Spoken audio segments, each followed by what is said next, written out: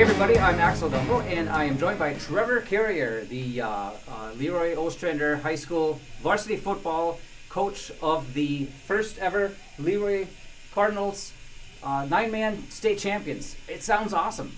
Yeah, it sounds awesome. We're just starting to get into the flow of the whole thing of what we really accomplished. It took a while to sink in because we've been doing this since August. And it's daily grind, and then Monday hits and Tuesday, and you're not coaching. So it was weird, it was awkward. So it's really starting to really celebrate it right now. And we're recording this just less than a week after this achievement. What kind of reactions have you been getting?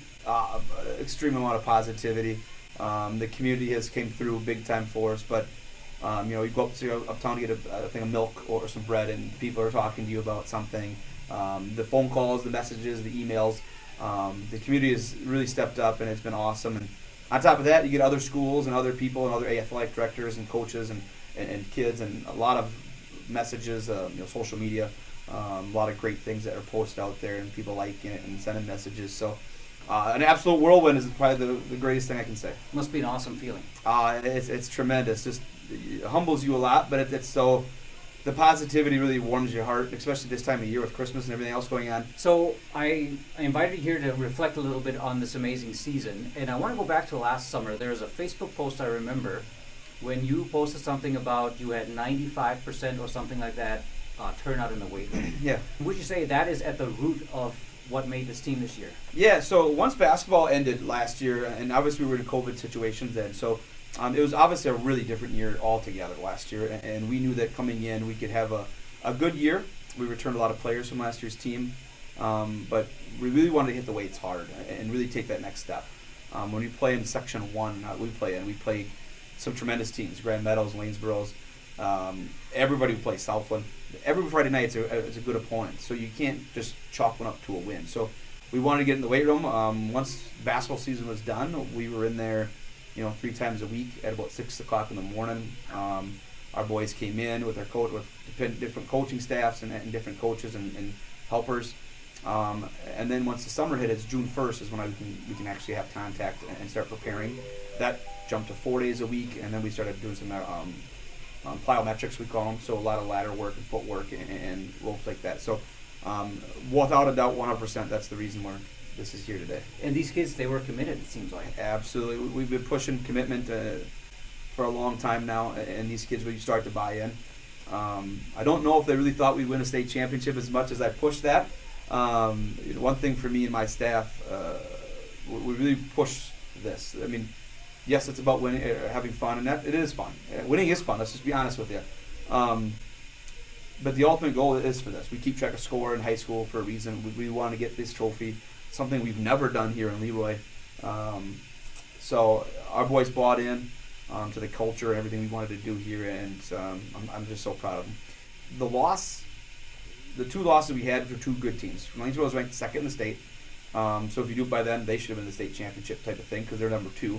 Grand Meadows was ranked 6th. Both of those games were on the road in very tough atmospheres, and we knew that losing to them wasn't going to be the end of the season. We had to make some adjustments throughout the year. Peyton Roll, our starting running back, broke his tibia and fibia on the same play in the first quarter of the first game.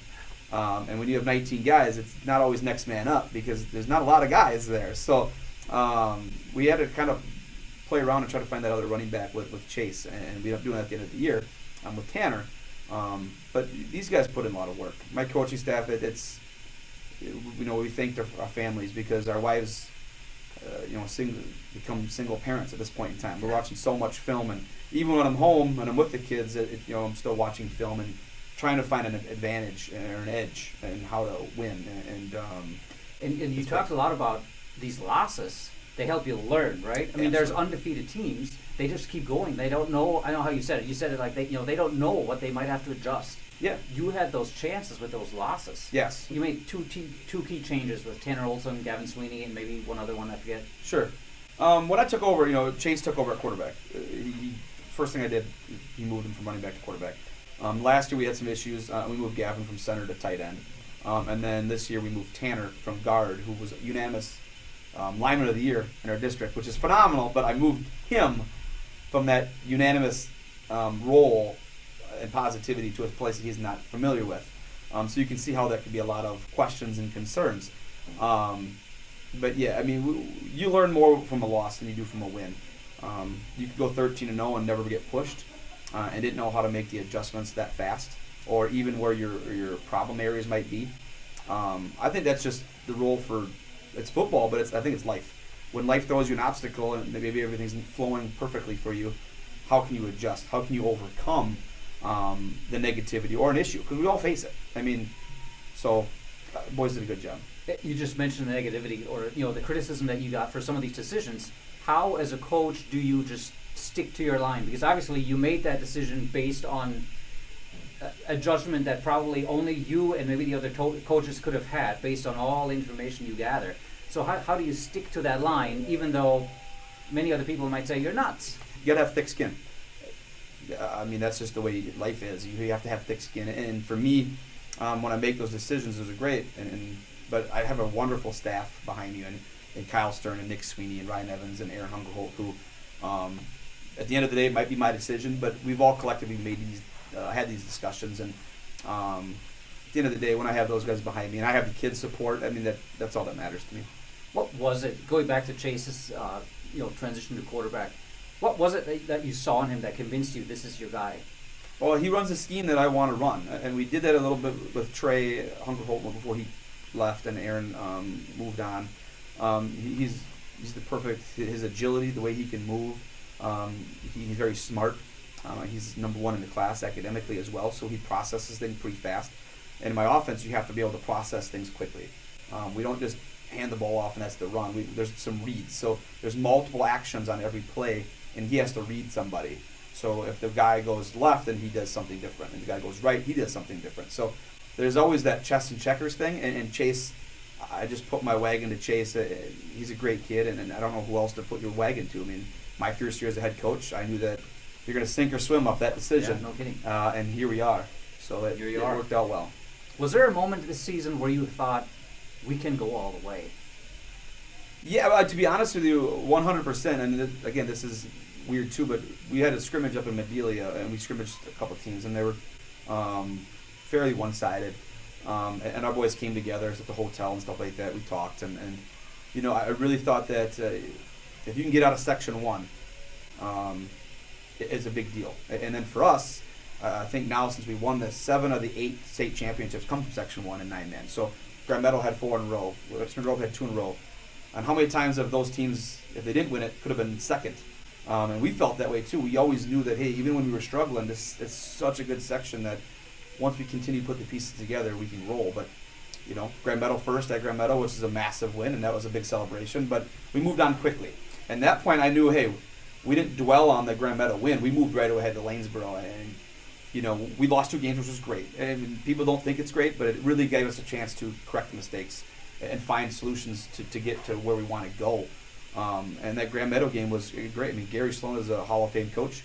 They have a tremendous program, nothing but respect for the Super Larks and what they've done over there. Not too far down the road. And then you still have all these other teams. So we knew that it was going to be an uphill battle, but that was definitely the start of it for sure. A lot of times you've referenced the 2015 season where this district didn't put up a team. And even that at the time came with a lot of criticism. Yeah. But in hindsight, how do you rate that? It did come with a lot of... Leroy's got a lot of rich tradition of football here from a long time ago too. And our district has changed so much.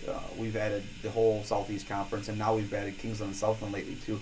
So the district as a whole, the conference as a whole, is much different. But when you go into that situation with not a lot of juniors and seniors because the classes are small, and even the classes weren't maybe that small, but the boys' population was really small. So if you're pulling half of the boys out, that's a really high number. And even at that point, half of the boys were still only equaling 1 or 2. It was so small. And when you play the district we did, and we do, when you're playing freshmen and sophomores only, it could be trouble. Aaron and I made these decisions, and they come with scrutiny, and that's okay. We understood that. But if you go into these games and you start to lose big time, the kids' morale is going to go down. Maybe kids won't play. Maybe they get hurt because they're put in situations. This isn't tennis. This is full contact, so that could scare kids off as well. So unfortunately, it was just a decision that had to be made. I think the next year after that, we had a solid season. We kept building, and here we go. Was it 2019 where you were undefeated in the regular season, I think? Yep. Right? And then, of course, you had 2020 where, what happened this year could have happened last year, right? Yeah, I took over. Actually, Aaron resigned that winter, and then 2019 was my first year as the head coach, and Kyle came in and stuff like that, and Nick, and so that year, we went undefeated regular season. And again, we were down some games, but we came back. We got to the playoffs, won the first round, and we ended up losing to Houston in the second round. And we had some injuries. Carter was hurt, Isaac was hurt. We had 3 running backs out on injured reserve, essentially, not being able to play. And we got beat, and that happens. And it was a great year. Follow up next year, we lost a lot of seniors. We followed up last year with a 5-2 record. We won both games in the playoffs, and we had a great opportunity to go to that section finals. But then obviously COVID hit, and Governor Walsh shut us down that Friday night, and we were done as of midnight Friday. So we felt we were hitting our stride. Lanesboro ended up winning the section. But we beat them early in the year, and we just didn't get the opportunity. Right. And here we are. So, it's been a pretty wild ride. I want to briefly talk about your emphasis on academics. You've stressed this not only in your time with football, but also when you did basketball. Yeah. Talk about why that is important, and how do you help your student athletes meet those expectations? Well, again, very cliche, and I don't want to be that guy, but it's just something I believe in, and I've believed in it for a long time. Academics are first. It's a student athlete, and as much as this is awesome, and as much as the community comes together, you have to have that academics piece. I know for me, if I can't trust you in the classroom in high school to have a C average, which in my opinion isn't the most difficult thing in the entire world to do. Essentially, you find out just get your work done on time, you should be okay. So do you personally get involved with students if they start struggling, or if you could sense they could use a boost? Yeah, absolutely. I monitor their grades through Infinite Campus. I can do that. In my role now, I can do it much easier. Otherwise, I'd have the office print me the missing assignment stuff, and then for the most part, if there are missing assignments, they'd have to stay and do those assignments. There's been times where students have sat out of practice and they've literally had to sit on a chair while everybody else is practicing and get these assignments caught up. So if you can't get your work done, I tell these boys all the time, and girls, if I can't trust you to get your work done, how can I trust you with a game on the line?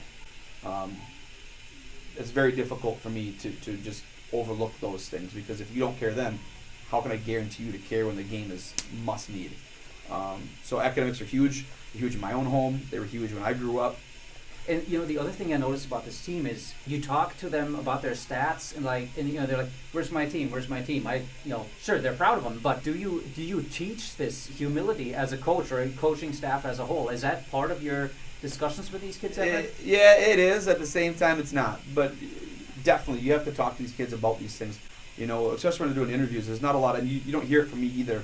I don't like a lot of I and me's, and I don't. All the success is great, and my wife will post it out there. You won't see me posting things out there, and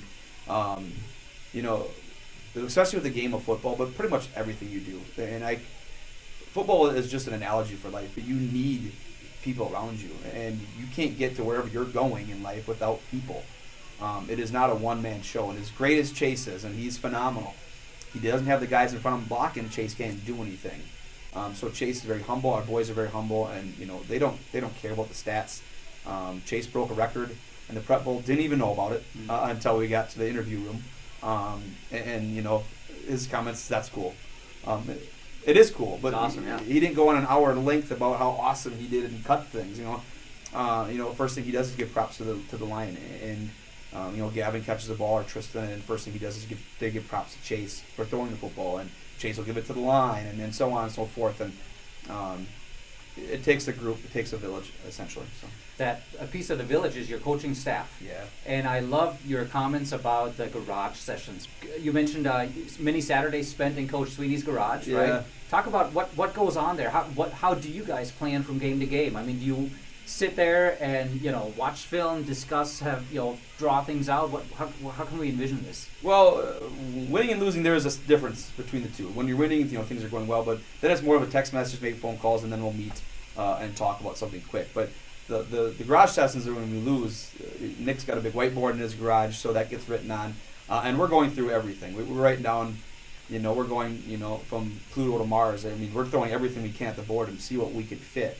And then, on the TV, there's probably a college football game on, and nowadays you can just, stream football or put up our huddle videos, so we can actually start watching everything, and we break things down. So it's a collaborative effort. Maybe Nick will throw something on the grill as well afterwards, but those are long Saturdays of just trying to find every little thing to try to make this team work. That's where the generous wives come in, right? Absolutely, 100%. And a little bit longer than expected this season, maybe. Who knows? Yeah, we had some people over after we lost to Lanesboro. We played Mount Lake the next week, which they were the number 1 ranked team. And we had a garage session that day, but we had neighbors coming over, and everyone's coming into the garage, and I'm sitting there with the clicker, and I'm going through the film, and the wives don't hear this, but we're talking football, and they have no clue, and they're happy to be there, and they're seeing how the way we talk and react, and just the verbiage, and they're just people don't understand how much work it is going in there. It's not just run a play; everything's set up, and you run one play to set something else up. So it's very, very much chess. I'm glad you mentioned how people drop in and just watch, even though they may not know what you guys are talking about. But that seems to be like the genesis almost of this broader community support that we've been seeing building all season long. Mm-hmm. You mentioned in the celebration last week, you saw more people there than in any of the first 6 games, the regular games. So talk a little bit about what you think this achievement has done for the community as a whole, how it's brought us together. I think it's massively huge. And one thing we get it as coaching staffs, the kids are so young, they don't understand that. They think they're playing a game, and it's all that matters. But, the community's been striving for this. They've been there close, and they didn't get this. They get close. And then there's that long lull of not even close. So it starts to build, and when you feel kind of maybe empty in the tank that you didn't get there, and then it's such a long period of time. So, and Kyle Stern said it all the time that the community is just ready for this.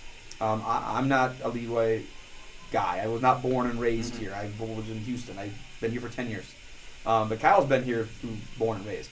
And it's a different philosophy, and it's a different mindset with regards to that, because he knows and seen it. But can you get anybody? This is why I stay in small town. This is why the big city wasn't for me. Not that the bigger schools don't appreciate this as much, but the small town can gather behind. And when you say, shut the light off when you're leaving town, because every business is closed, and the support is phenomenal. Like I said, even people that were close, everybody was rallying. I didn't hear one thing of like negativity of like, we didn't get it done, you won't get it, whatever it may be. Everybody felt like they had a piece of the pie, so to speak, and really wanted it for Leroy and Ostrander. And some of that, you mentioned you got donations for food and travel and this and that. I don't know if that would be the norm at many other schools, especially the bigger ones, right? Mm-hmm. Because there's almost an expectation that you guys better make it to state or else, right? Yeah, absolutely. But I think Nick and Kyle, they maybe half an hour in, and they got donations from people. We got the Olive Garden catered to our hotel, a lot of pasta and stuff like that, and we went to Austin Dome. It's cost $350 per day. We went there twice, so the community paid for that, and that's just tremendous. I know that Fertel Beltrami had a big thing that they had a bunch of businesses donate money, so anybody who wanted to go to the game had a free ride and go place to go. So small town America at its finest. After the season is before the season, right? There's off season now. Yep. Your mind must be churning already about the next season, right? Yep. And you're going to lose a bunch of very valuable players because they're seniors. They're done. What are your thoughts right now? How do you tackle this next chapter? Well, I think belief is the number one thing, and belief is a scary word for everybody. But when you really believe in something, no matter what it may be, you can get things done. And that's one thing that this was great, but the belief is spread. You have 3rd grade, 4th grade kids now believing, and more kids wanting to go out because they believe. And, when people say you can't do it, well, we can do it if you believe. And it was Monday after school, and all the juniors and whoever's left, not the seniors, for next year's team, they got a football, and I looked out and they're on the practice field running through plays already, and then the new position kids and playing new wares. So they're already getting going, and the weight room will be big again. We'll get right. Basketball will get through, and we'll go through that, and we'll have a tremendous year under our great coach Ryan Evans. And then we'll get back to work, right back to the weight room, right back as of June, and we'll get right back into it. And you mentioned the numbers, it was just last month that the school district decided to form a co-op with Kingsland for, was it junior varsity football? Junior high. Junior high 7th, football. 8th grade. Yep. And part of the concern was because of low numbers. And I think you already mentioned it, something like this can change the picture entirely, right? 100%, that's what we're going to hope on. And then more numbers come, and then people maybe be in between schools and maybe come back home, and things like that. But, we want a state title with 19 kids. That doesn't happen often. Even the teams we played a lot more kids than we do. When we have a lot more kids, they'll have a lot more options. But at the same time, our small kids take that with pride and say, okay, well, we got to get things done. So we're excited to continue to build here. We're excited for the younger kids. There'll be more opportunities hopefully down the line here, and we're excited. The camera is yours. If you want to share any final words of thanks or anything you'd like to share with the community that's going to be watching this. Yeah, first of all, I'd like to thank the administration, and Jen Backer, Superintendent Jen Backer, Principal Aaron Hungerhold. Yes, he's my assistant as well. And the whole school of coming together and allow us to do these things and really help us out and be such positive. Not every day is a positive day. There's days that I get down to, and I can go to Jen and Aaron, and they'll lift me up and spot me too. Everyone needs that. And without their support, we'd be in trouble. Thank you to the whole entire community of Leroy and Ostrander. Everybody, the support has been phenomenal. When you win these, you just don't know, and a lot of other opportunities come around, and everyone's just so nice and appreciative. And I've heard so many stories about, Leroy in general and the things that we accomplished this year outside of just football. And just thank you to that. Thank you to all the coaches in the district and the surrounding towns for their love and support. You don't have to do that. There could be some jealousy in there, and I would be too. I'd be the first one to tell you that. But support from the Grand Meadows and Southlands and every area place has been tremendous. Thank you to my own hometown of Houston. They've been supportive throughout the whole journey. Huge thanks to the families of all coaches and all family players, but especially the coaches who are constantly giving up time. So all our wives, thank you, and kids who may have their dad for the first day or month or whatever it may be. Now we can go back to that. And thank you to basically everybody. It's a tremendous time to do what we do here. Yes, it's Christmas and we get in the holiday season, but let's make this a special moment. Let's continue to care about one another. I've said it before and I'll say it again, that we may disagree on a lot of different things in this world, but small town has an advantage over the big cities that we can really gather and stand behind each other. And it's okay to disagree on things.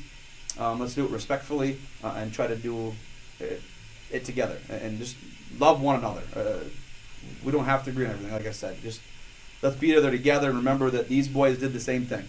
And when they put their minds together, these things can happen. So if we can do that in Leroy and Ostrander and sky's the limit in small town America. And thank you, everybody. Very well, Coach. Congratulations Awesome. again. You built Thank something you. great. Thank you. And let's do it again. I hope so.